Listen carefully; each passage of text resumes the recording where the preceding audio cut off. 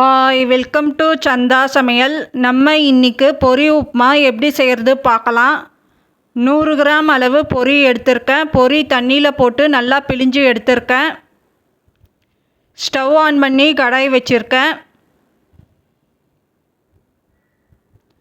கடாய் சூடானதோ 2 teaspoon அளவு எண்ணெய் சேர்த்துக்கலாம்.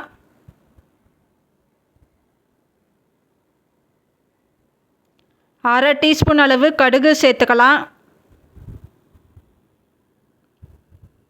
ஜீரகம் 1/4 டீஸ்பூன் அளவு சேர்த்துக்கலாம். உளுந்து அரை டீஸ்பூன் அளவு சேர்த்துக்கலாம். கடலைப்பருப்பு அரை டீஸ்பூன் அளவு சேர்த்துக்கலாம். கடுகு ஜீரகம் பொரிஞ்சு கடலைப்பருப்பு உளுந்து செவக்கணும்.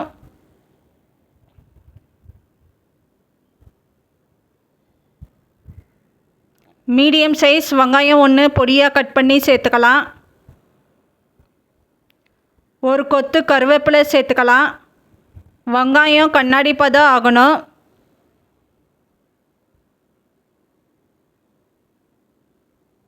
மீடியம் சைஸ் தக்காளி 1 கட் பண்ணி சேர்த்துக்கலாம். தக்காளி வதங்கணும்.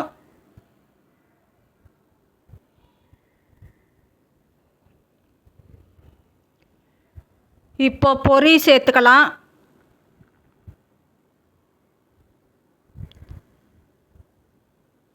மஞ்சத்தூள் 1/4 டீஸ்பூன் அளவு சேர்த்துக்கலாம்.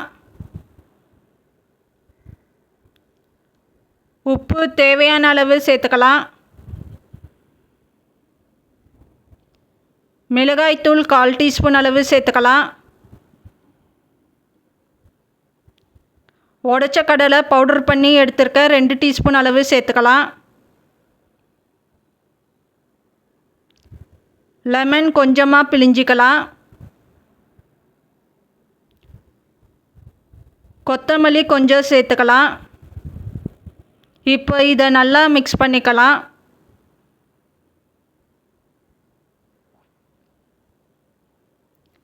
இப்போ நல்லா மிக்ஸ் பண்ணி எடுத்துருக்கேன். இப்போ ஸ்டவ் ஆஃப் பண்ணிடலாம். இப்போ நமக்கு பொரி உப்புமா ரெடி ஆயிடுச்சு. இந்த சேனல் பிடிச்சிருந்தால் லைக் பண்ணுங்கள், ஷேர் பண்ணுங்கள், சப்ஸ்கிரைப் பண்ணுங்கள்.